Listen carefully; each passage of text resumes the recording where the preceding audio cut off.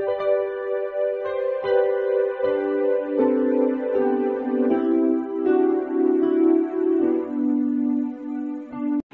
Students, প্রথমেই UK educational টিপসের পক্ষ থেকে তোমাদের সকলকে স্বাগত জানাই।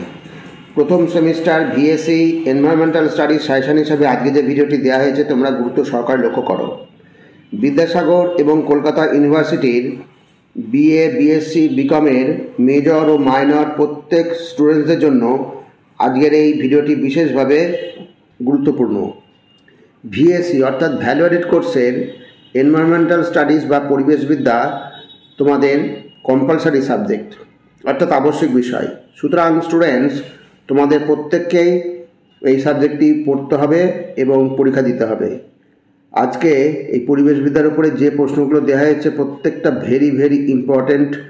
অতএব তোমরা গুরুত্ব সহকারে ভিডিওটি শুরু থেকে শেষ পর্যন্ত প্রত্যেকটা প্রশ্ন গুরুত্ব সহকারে দেখো এবং তৈরি করে নিও। তোমাদের ইউনিট 3 ন্যাচারাল রিসোর্সেস অর্থাৎ প্রাকৃতিক সম্পদ, এই অধ্যায়টা খুবই বড়। এখান থেকে আমি সংক্ষিপ্ত যে প্রশ্নগুলো দিয়েছি এগুলো তোমরা অতি অবশ্যই তৈরি করে যেও। যেমন হচ্ছে প্রাকৃতিক সম্পদ বা ন্যাচারাল রিসোর্স কী, পুনর্ভব সম্পদ অর্থাৎ রিনিউয়েবল রিসোর্সেস কী, অপুনর্ভব সম্পদ অর্থাৎ নন রিনিউয়েবল রিসোর্সেস কী, প্রত্যেকটা ভেরি ইম্পর্টেন্ট প্রশ্ন। এখানে যেগুলো দিচ্ছে আমি এর সঙ্গে উদাহরণগুলো একটু করে ভালো করে দেখে রাখবে। সঞ্চিত সম্পদ বা গচ্ছিত সম্পদ বা ফান্ড রিসোর্সেস কী, ক্ষয়িষ্ণু সম্পদ বা এক্সহস্টেবল রিসোর্সেস কী, প্রবহমান সম্পদ কী, প্রবহমান সম্পদ অর্থাৎ ফ্লো রিসোর্সেস, পূরণশীল সম্পদ ইনএক্সহস্টেবল রিসোর্সেস। এবার হচ্ছে 8 নম্বর সামাজিক সম্পদ বা সোশ্যাল রিসোর্সেস কী, মানব সম্পদ হিউম্যান রিসোর্সেস কী, এগুলো প্রত্যেকটাই ভালো করে পড়বে। জাতীয় সম্পদ বা ন্যাশনাল রিসোর্সেস কী, ভূমি সম্পদ বা ল্যান্ড রিসোর্সেস কী, এই প্রত্যেকটা টার্ম তোমাদের অবশ্যই জানতে হবে। এখান থেকে প্রশ্নগুলো তোমরা ভালো করে তৈরি করবে। এবার নেক্সট হচ্ছে মৃত্তিকা ক্ষয় বা ভূমি ক্ষয়, সয়েল ইরোশন কাকে বলে, মরুকরণ ডিজার্টিফিকেশন কাকে বলে, তারপরে বন হনন অর্থাৎ ডিফরেস্টেশন, প্রত্যেকটা ভেরি ইম্পর্টেন্ট প্রশ্ন। তারপরে হচ্ছে কৃষি বন সৃজন অ্যাগ্রো ফরেস্ট্রি, ভেরি ইম্পর্টেন্ট প্রশ্ন। এই অ্যাগ্রো ফরেস্ট্রি হচ্ছে এইগুলো প্রত্যেকটাই ইম্পর্টেন্ট প্রশ্ন।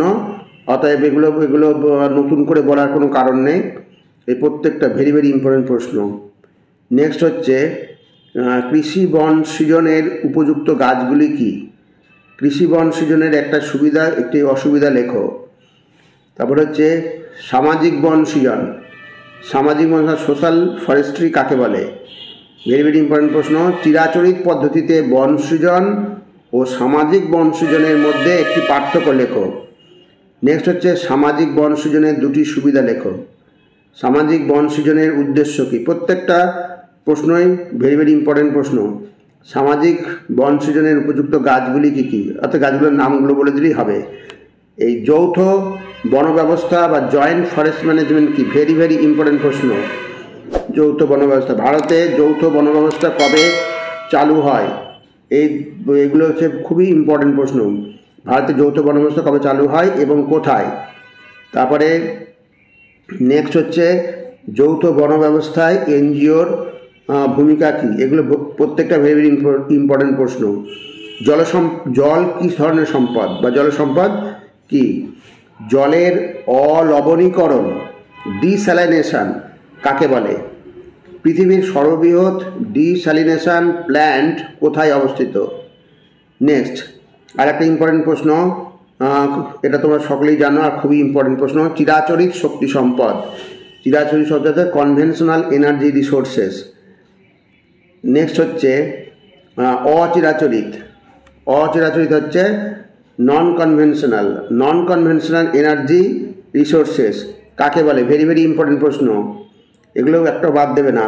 কার্বনের পরিমাণ অনুযায়ী কয়লা কয় ধরনের ও কী, বিভিন্ন ধরনের কয়লার কার্বনের উপর নির্ভর করে ভাগগুলো করবে। পিট কয়লা, অ্যান্থ্রাসাইট কয়লা, এইগুলো করবে। এবার 32 নম্বর হচ্ছে কয়লার ব্যবহার কী, খুবই কম প্রশ্ন কিন্তু ইম্পর্টেন্ট প্রশ্ন। কয়লার উপজাত দ্রব্যগুলো কী, এরা কী কাজে লাগে, ভেরি ইম্পর্টেন্ট প্রশ্ন। নেক্সট, ভারতের কোন জাতের কয়লা সবচেয়ে বেশি পাওয়া যায় এবং এই কয়লা ভারতে কোথায় পাওয়া যায়? নেক্সট, কয়লা খনি থেকে জ্বালানি হিসাবে কয়লা ছাড়া আর কোন জ্বালানি পাওয়া যায়? এগুলো সবই ইম্পর্টেন্ট প্রশ্ন, এগুলো একটা বাদ দেবে না। নেক্সট হচ্ছে, ভারতের ও পশ্চিমবঙ্গের প্রাচীনতম কয়লা খনি কোথায় অবস্থিত? এটা তোমরা সকলেই জানো যে হচ্ছে আমাদের কোথায়, পশ্চিমবঙ্গের রানীগঞ্জে।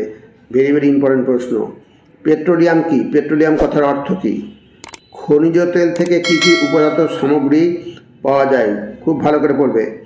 সাধারণত কোন কোন অঞ্চলে খনিজ তেল পাওয়ার সম্ভাবনা বেশি? নেক্সট, আর একটা ইম্পর্টেন্ট প্রশ্ন, খনিজ তেলকে কালো সোনা বা তরল সোনা বলা হয় কেন?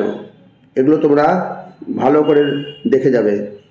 এবার নেক্সট প্রশ্ন, ভারতের কোথায় কোথায় খনিজ তেল পাওয়া যায়? নেক্সট, প্রাকৃতিক গ্যাস বা ন্যাচারাল গ্যাস কাকে বলে? নেক্সট, জলবিদ্যুৎকে সাদা কয়লা বলে কেন? জলবিদ্যুৎ শক্তির সুবিধা কী? ভেরি ভেরি ইম্পর্টেন্ট প্রশ্ন। পারমাণবিক শক্তি অর্থাৎ নিউক্লিয়ার এনার্জি কি? সৌরশক্তিকে চিরাচরিত শক্তির বিকল্প বলে মনে করা হয় কেন? এগুলো প্রত্যেকটাই ভেরি ভেরি ইম্পর্টেন্ট প্রশ্ন, এগুলো একটা বাদ দেবে না।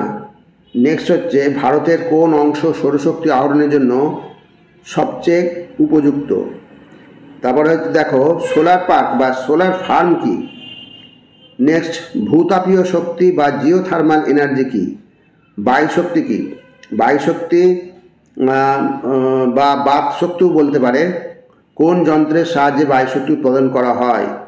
পৃথিবীতে সবচেয়ে বেশি বায়ুশক্তি কোন দেশ উৎপাদন করে? নেক্সট হচ্ছে, ভারতের কোথায় বায়ুশক্তি উৎপাদন করা হয়?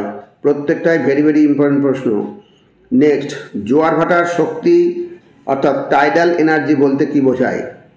এই প্রত্যেকটা প্রশ্নই গুরুত্বপূর্ণ, আর এই অধ্যায়টা খুবই বড়। এই অধ্যায়টা বড়, এর পরবর্তী অধ্যায় ওটাও অনেক বড়, যে বায়োডাইভার্সিটি, যেটা অর্থাৎ এখানে বহু প্রশ্ন রয়েছে, তার মধ্যে থেকে কিছু কিছু প্রশ্ন তোমাদের আমি ইম্পর্টেন্ট থেকে বেছে দিয়েছি। WEC এর পুরো কথাটি লেখো। নেক্সট, কোন পদ্ধতিতে সমুদ্র তাপশক্তির মাধ্যমে বিদ্যুৎ উৎপাদন করা হয়? ভেরি ভেরি ইম্পর্টেন্ট প্রশ্ন। এই ওটেক কথাটির পুরো নাম কি? পুরো কথাটি কি? ভালো করে পড়বে। বায়োডিজেল কি? আর একটা ইম্পর্টেন্ট প্রশ্ন হচ্ছে, এই আড়াবাড়ি প্রকল্প, আড়াবাড়ি প্রকল্পের সব কটাই ইম্পর্টেন্ট। আড়াবাড়ি প্রকল্প কী জন্য বিখ্যাত? আড়াবাড়ি প্রকল্প কোথায় চালু হয়েছে? আড়াবাড়ি প্রকল্প কবে চালু করা হয়েছে? ভেরি ভেরি ইম্পর্টেন্ট প্রশ্ন, এগুলো একদম বাদ দেবে না। NAEB এর পুরো কথাটি কি?